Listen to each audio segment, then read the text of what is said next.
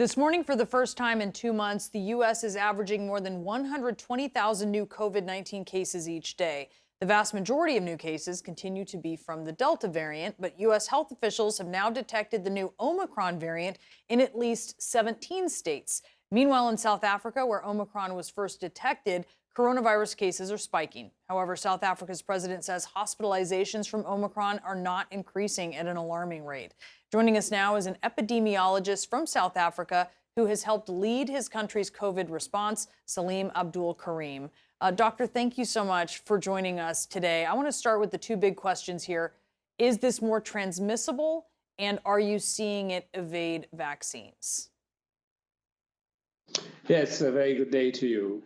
When we look at the virus itself, it has several mutations that should confer on it the ability to transmit faster.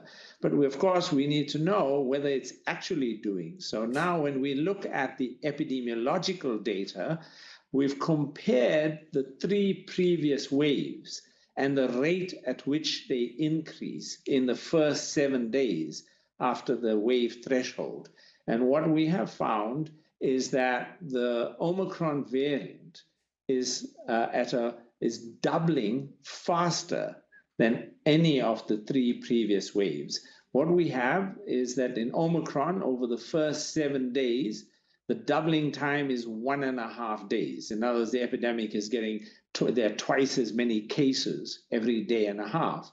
In the previous three waves, due to the Delta, Beta, and the 614G variant, the average was around 2 to 2.2 days in this initial upswing of cases. So certainly the early evidence, and I have to say it's very early preliminary evidence, suggests that it is more transmissible. And we are hearing, as we, of course, have concerns about transmissibility, we want to know about how severe it is. And there are some South African scientists who say that breathing doesn't seem to really be an issue for patients infected. Is that what you're seeing? Can you explain this? Yeah, so we have two sources of data. The first is anecdotal data from our doctors at the front line. I've been speaking to the chair of our medical association. She collects this data from all the doctors. And essentially what they are saying to us at this stage is that the cases are generally mild. Seems to be slightly more people in the younger age groups, but the presentation is essentially similar to the way patients presented in the previous waves. Now, one has to be very careful in over-interpreting that because it's still very early days, in that severe cases usually take longer. They occur in weeks 2, 3, and 4. So it may be that severe cases will follow later. But certainly at this stage, with the data we're seeing in terms of these reports, there are no red flags. The second is the data we get from our admissions database. Now, there's a bit of a lag, so it's running a few days behind. And what we saw very early on is we saw an increase in the number of hospitalizations in children below the age of 5.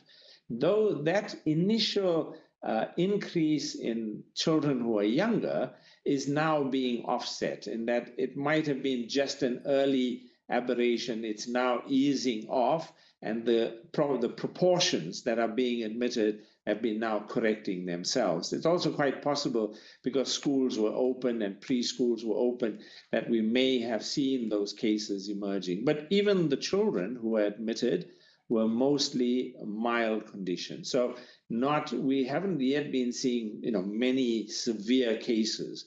But again, I want to just caution, we've only known about this for a week, so it's still early days. So mostly mild cases. Have there been any severe cases in kids? What can you tell us about that?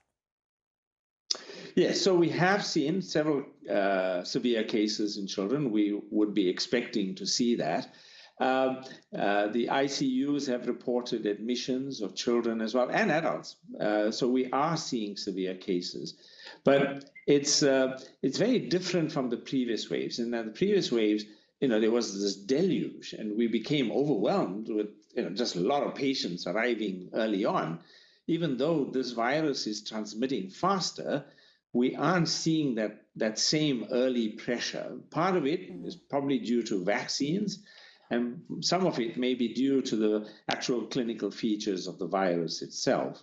So I think it's a mixed bag.